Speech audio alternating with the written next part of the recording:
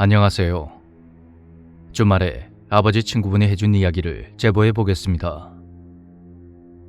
아저씨는 아버지가 초등학생 때 고향 창녕에서 부산으로 이사를 갔다가 친해진 친구분인데 당시 집안 형편이 좋지 않았다고 합니다. 아버지가 초등학생이었을 무렵에 학생들은 신발에 관심이 많았다고 하는데요. 나이키나 필라 같은 스포츠 브랜드 신발이 꽤나 비싸서 소수의 아이들만이 신고 다녔다고 합니다. 아버지는 가족 중에 나이키 회사에서 일하는 분이 있어서 그분이 남는 신발을 아버지와 형제들에게 종종 선물해주곤 했는데 아버지는 사이즈가 안 맞아서 발이 아파도 꾹 참고 그 신발을 신고 다녔다고 합니다. 반면에 형편이 어려웠던 아저씨는 항상 낡은 운동화를 신고 다녔는데 달아지고 찢어져도 그 운동화만 신었다고 하더군요. 자세한 사정을 모르는 아버지가 아무 생각 없이 왜 새 신발을 안 사고 그것만 신냐고 물으면 아저씨는 항상 이렇게 대답했다고 합니다. 나도 집에 나이키 있다. 아까워서 못 신는 거지. 그러던 어느 날 아저씨가 학교를 마치고 집으로 가는데 평소 아저씨네 가족과 친하게 지냈던 식구들이 짐을 싸며 이사 준비를 하고 있더랍니다.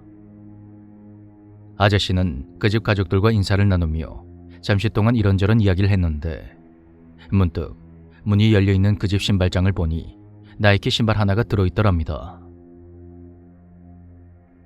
어? 아저씨, 이건 나이키 신발 안 챙겨가세요?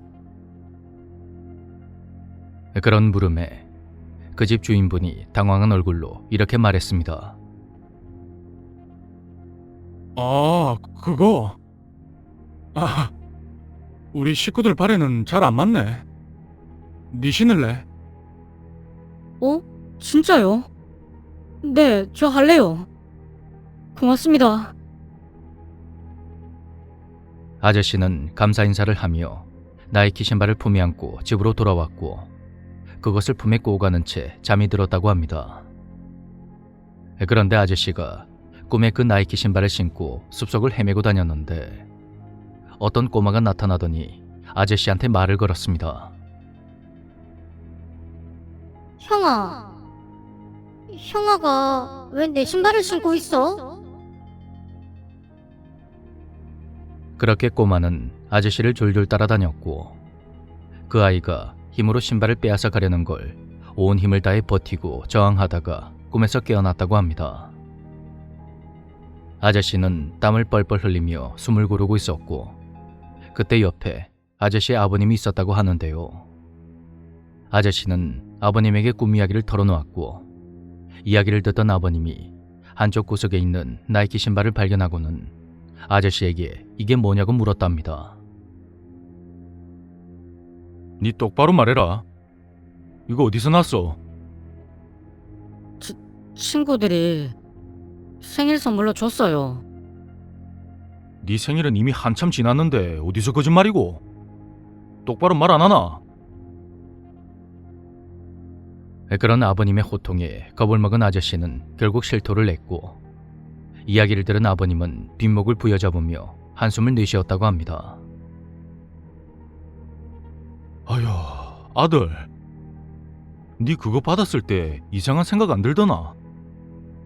한두 번 하는 것도 아니고 그런 비싼 운동화를 사이즈 안 맞다고 굳이 두고 가는 데는 그만한 이유가 있지 않겠냐 말이다. 당장 갖다 버리고 온나? 그렇게 아저씨는 바로 동네 쓰레기장으로 가서 눈물을 머금고 나이키 신발을 버렸다고 하는데요. 다음날 아버님이 아저씨 손을 잡고 아무 말 없이 어딘가를 가더랍니다. 그렇게 도착한 곳은 바로 백화점이었습니다. 자, 아들. 나이키 좋은 걸로 하나 골라봐라. 진짜요, 아버지? 그래. 아빠가 그동안 나이키 신발 하나 못 사줘서 진짜 미안하대. 앞으로는 남의 물건 무턱대고 주워오지 말거라. 알겠나?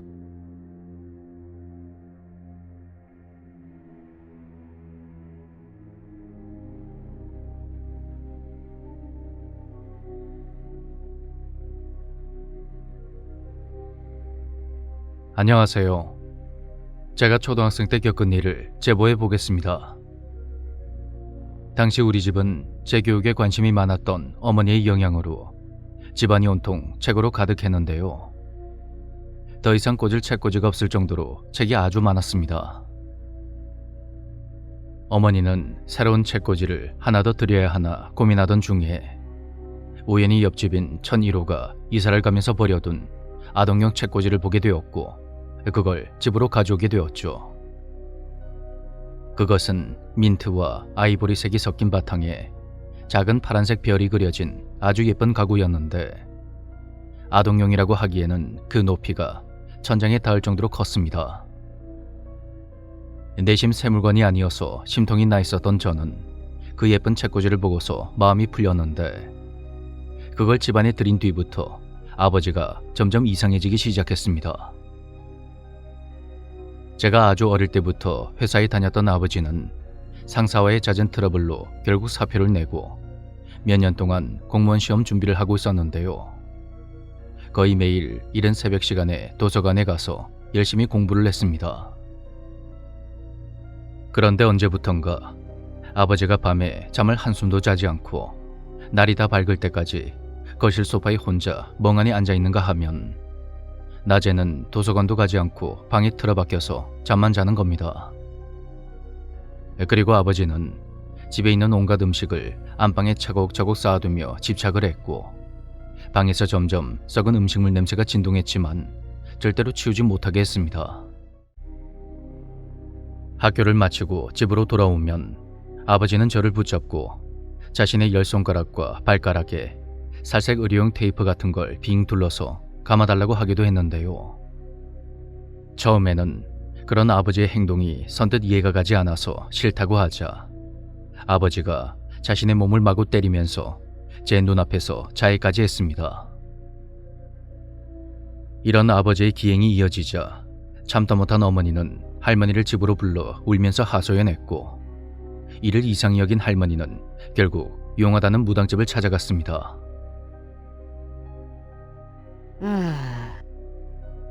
할머니, 아들 때문에 왔지? 아휴, 뭐가 쉬었네. 쉬었어. 그렇게 단번에 아버지의 행동이 이상한 걸 짚어낸 무당은 어머니에게 자초지종을 듣자 화를 냈다고 합니다. 아이고, 큰일 날 뻔했어. 누가 버린 물건은 절대로 주우면 안 된다고. 그걸 누가 썼는지, 거기에 뭔 짓을 해서 어떻게 버렸는지, 아니 그런 것도 모르면서 덥석 주우면 어떡해. 그거 당장 가져다 버려요.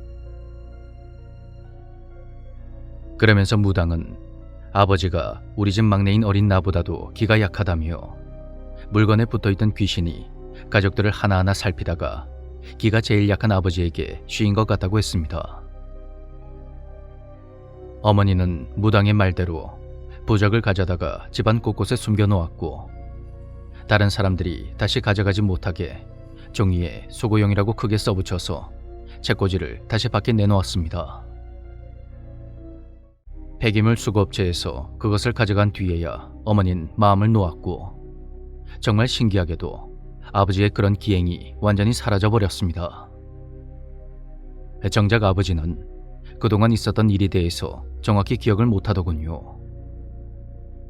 나중에 알고 보니 책꽂이의 원래 주인이었던 1001호 사람들이 신혼부부였는데 첫 아이를 임신했다가 안타깝게도 중간에 유산을 했다는 겁니다. 부부는 그 이후로도 아이를 가지려고 노력했지만 번번이 아이를 잃게 되었고 결국 난임 치료차 시골로 요양을 가게 되면서 그렇게 책꽂이를 버려두고 간 거였습니다.